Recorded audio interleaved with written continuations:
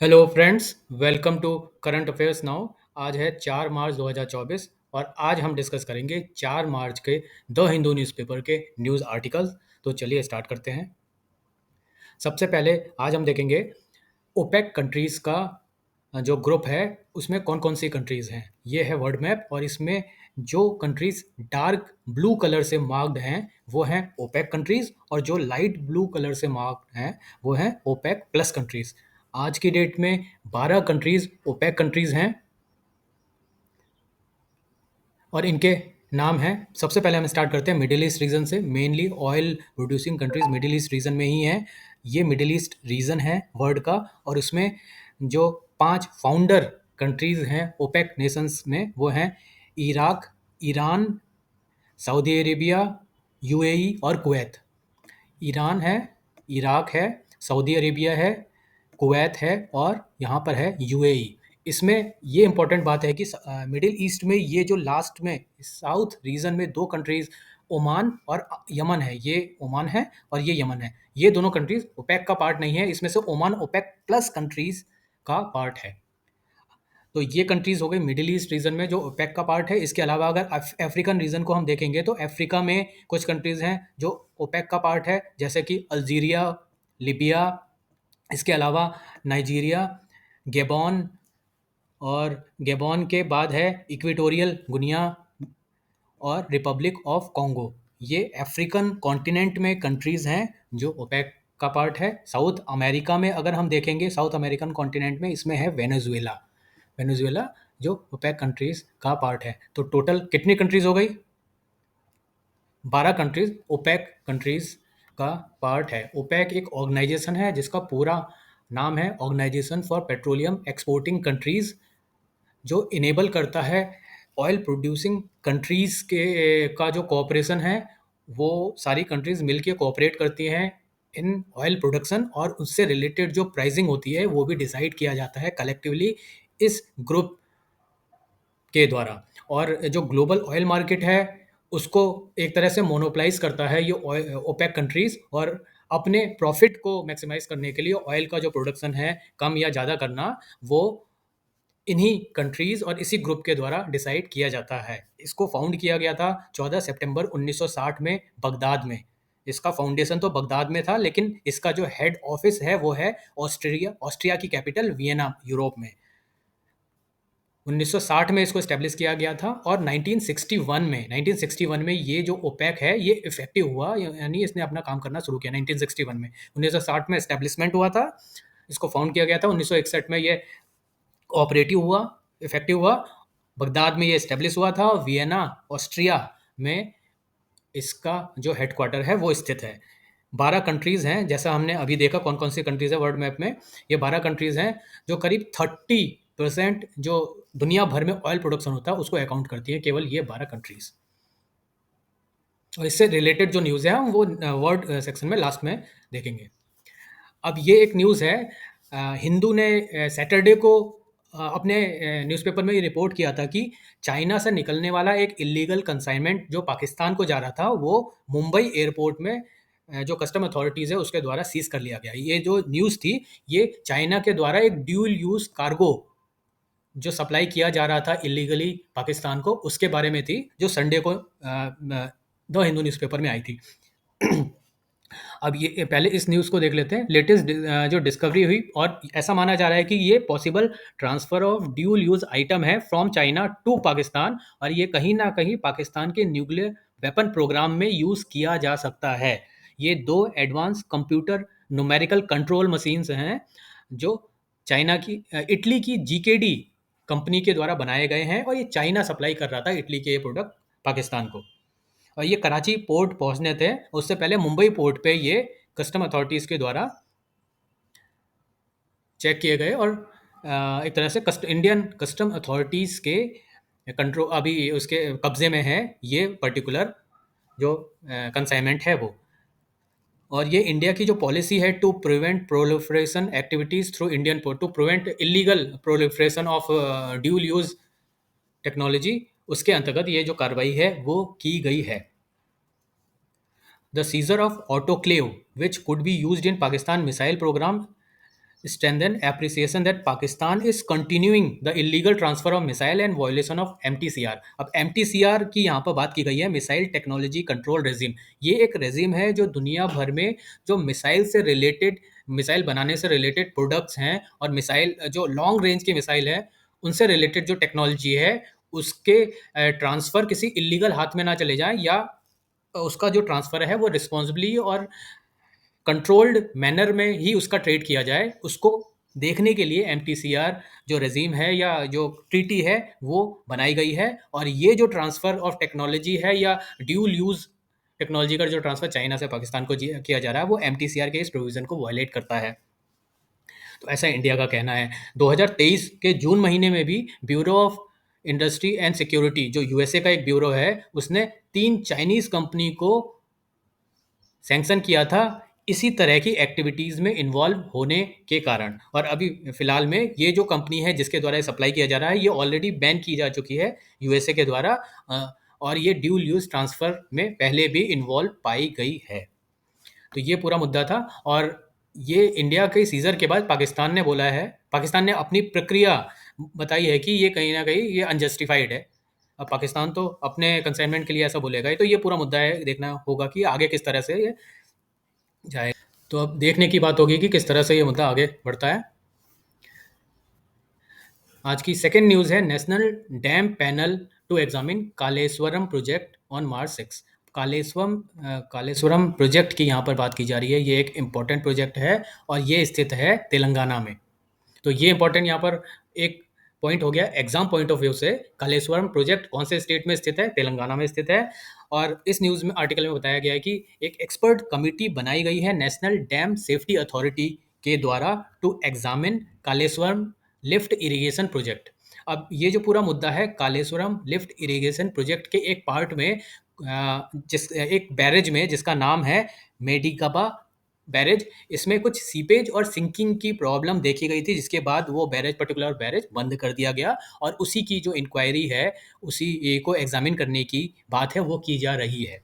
तो यहाँ पर नेशनल डैम पैनल एक कमेटी है जो इंडिया के जितने भी डैम्स हैं उनकी सेफ्टी से रिलेटेड जो काम है वो करती है, उनको एग्जामिन करती है। तो उसी नेशनल डैम अथॉरिटी जिसका पूरा नाम है नेशनल डैम सेफ्टी अथॉरिटी के द्वारा एक कमेटी बनाई गई है जो कालेश्वरम के मेडिका बैरेज का जो प्रॉब्लम है उसको देखेगा। अब ये जो कमेटी है 5 मेंबर की कमेटी होगी जिसको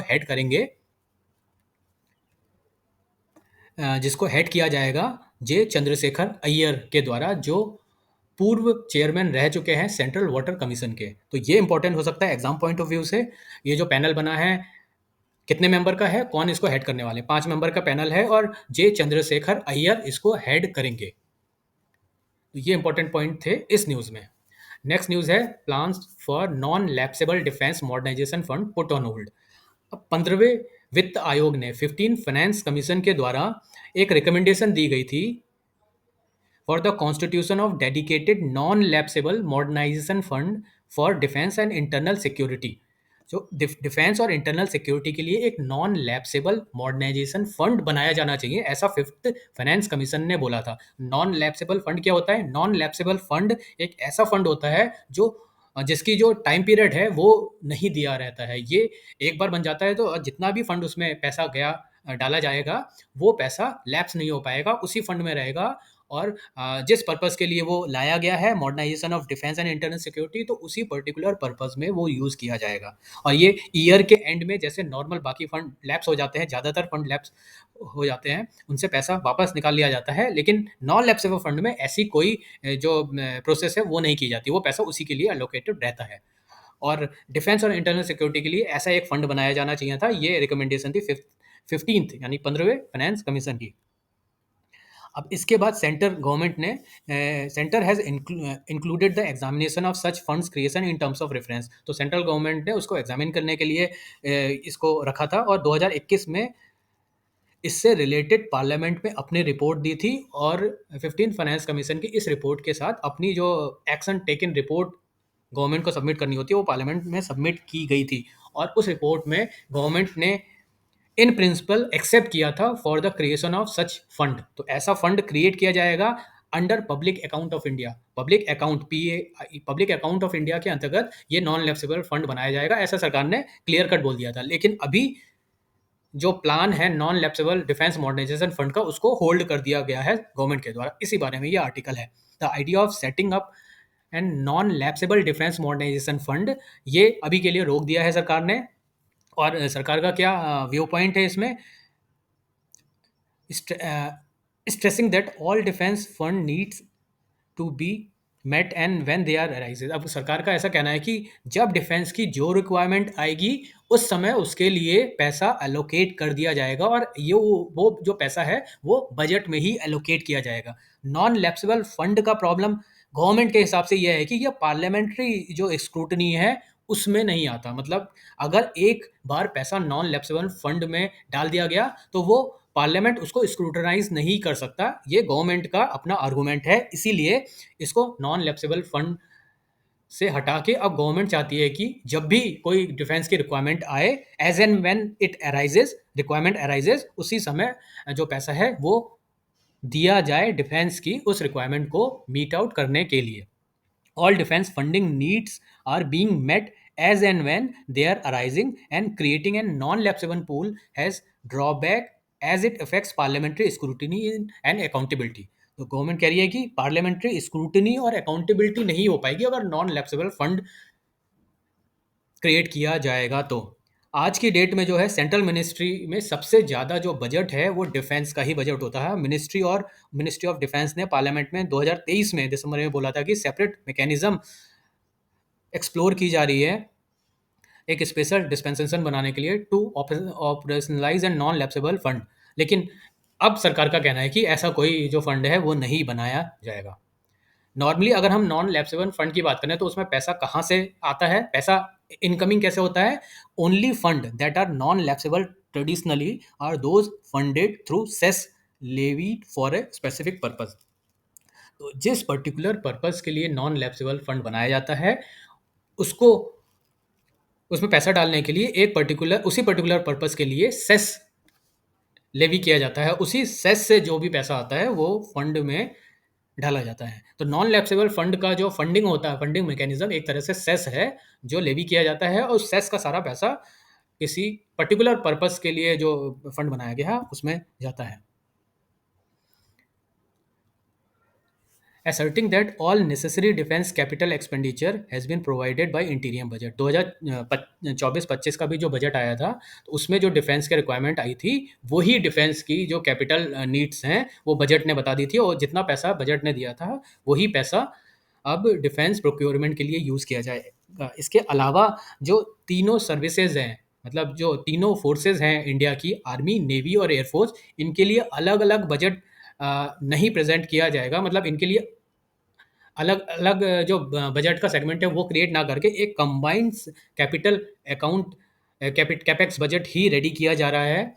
और गवर्नमेंट का आर्गूमेंट ये है कि जो कैपेक्स बजट है जो एक साथ एक हेड के अंतर्गत अगर क्रिएट किया जाएगा इससे ज़्यादा यूनिफाइड अप्रोच आएगी प्रोक्योरमेंट में। और अगर आर्मी, नेवी और एयरफोर्स में किसी एक फोर्स या दो फोर्स में कैपिटल एक्सपेंडिचर की ज़रूरत ना हो और एक फोर्स में कैपिटल एक्सपेंडिचर की ज़रूरत हो, तो जो पैसा बचा है वो एक फोर्स के लिए ही कैपिटल एक्सपेंडिचर प्रोक्योरमेंट में लगाया जा सकता है। Capex budget together under one head is aimed at creating a more unified approach for procurement.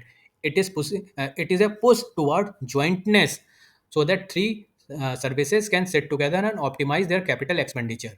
और इससे क्या होगा कि जो पैसा है उसको और ज़्यादा अच्छे से यूज़ किया जा सकता है। ये आर्गूमेंट गवर्नमेंट के द्वारा दिया जा रहा है नॉन लैप्सेबल फंड को होल्ड करने का। तो यहाँ पर इंपॉर्टेंट है नॉन लैप्सेबल फंड क्या होता है, और दूसरा नॉन लैप्सेबल फंड का जो फंडिंग मैकेनिज्म है वो है सेस।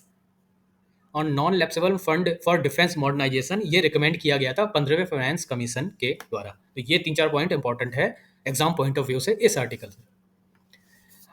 ये इंपॉर्टेंट आर्टिकल है और ये आर्टिकल है जीआई टैग के बारे में। तो सबसे पहले इस आर्टिकल को पढ़ने से पहले हम जीआई टैग क्या होता है ये समझ लेते हैं। जियोग्राफिकल इंडिकेशन का शॉर्ट फॉर्म है GI. GI tag is abbreviation of geographical indications tag in India.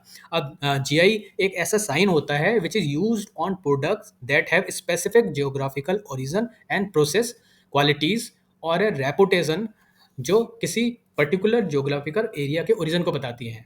मतलब ये एक ऐसा साइन है, किसी प्रोडक्ट के लिए ये साइन प्रोवाइड किया जाता है जीआई अथॉरिटी के द्वारा, और ये वहाँ के किसी एक एरिया के ओरिजिन को बताता है। अगर जीआई टैग किसी एक एरिया को दिया जाता है, इसका मतलब है कि वो टैग उस एरिया को बिलोंग करता है और वो पर्टिकुलर प्रोडक्ट जो है उसी एरिया में उसका ओरिजिन हुआ था और वहीं के लोगों के द्वारा सदियों से वो प्रोडक्ट बनाया जा रहा है। In order to function as a GI, ये जो साइन है it must identify a product as originating in a giving place. तो किसी एक पर्टिकुलर एरिया को ये शो करता है और उस एरिया का लिंक उस प्रोडक्ट से बहुत लंबे टाइम से है, ऐसा जीआई टैग बताता है। ये 2003 में इफेक्टिव हुआ था इंडिया में, जीआई टैग जो देने की शुरुआत वो की गई थी लीगली, और दार्जिलिंग टी पहला प्रोडक्ट था जिसको जीआई टैग दिया गया था। दार्जिलिंग टी में ये जो पर्टिकुलर एक टाइप की टी है जो दार्जिलिंग के एरिया में ही जिसका ओरिजिन माना जाता है, इसीलिए उस टी को दार्जिलिंग टी का जीआई टैग दिया गया था। अब इस आर्टिकल को देख लेते हैं। उड़ीसा का फेमस रूपा तरकासी और बंगलर मुस्लिन, इन दोनों को अभी रिसेंटली जीआई टैग दिया गया। फेमस कटक रूपा तरकासी, ये एक सिल्वर का एक फिलिग्री है एक तरह से, जिसको जीआई टैग चेन्नई की जीआई रजिस्ट्री ने दिया है। जीआई का जो ऑफिस है, जो मेन जिसके द्वारा जीआई टैग दिया जाता है, वो चेन्नई में स्थित है, जीआई रजिस्ट्री। उसने जो उड़ीसा का ये है रूपा तरकासी, ये एक सिल्वर फिलिग्री है, सिल्वर का एक प्रोडक्ट है, सिल्वर की नक्काशी एक तरह से की जाती है, और इसका जो ओरिजिन है ये सदियों से कटक एरिया में उड़ीसा में ये जो सिल्वर की नक्काशी ये की जाती थी। तो इसीलिए अ, जो इसका जीआई टैग है वो उड़ीसा को दिया गया है। Filigree has been traditionally associated with fine craftsmanship and luxurious design in classical jewelry। Jewellery का डिजाइनिंग बनाने का ये प्रोसेस है जिसको रूपा तरकासी ये उड़ीसा में ये बनाई जाती है।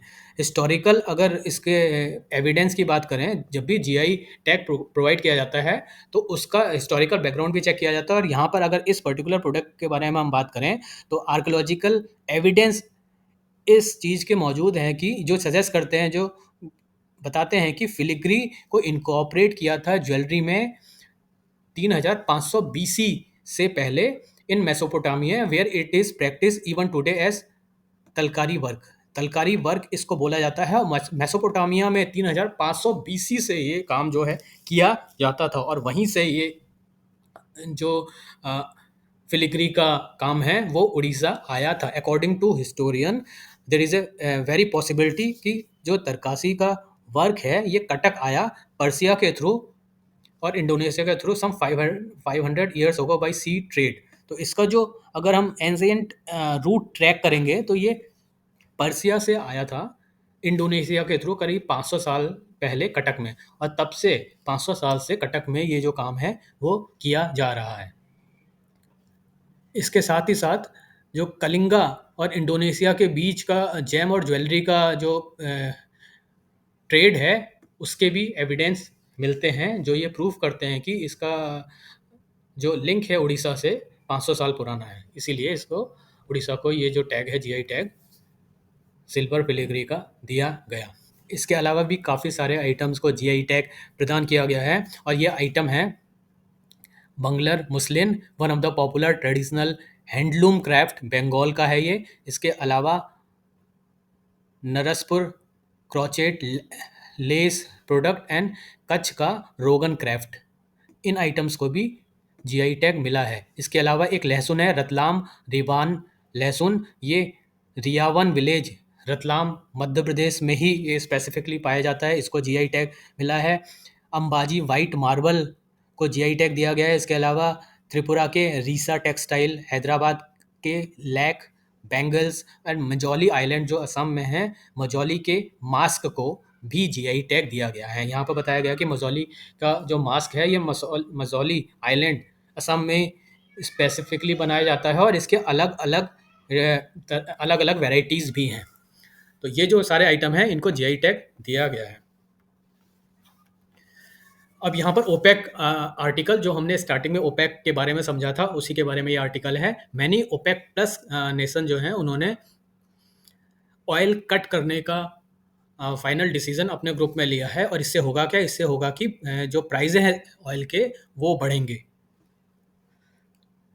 तो ये जो ऑर्गेनाइजेशन है ओपेक, ये प्राइस अपने प्रोड्यूसिंग वॉल्यूम को एडजस्ट करके जो प्राइस है वो सेट करता है।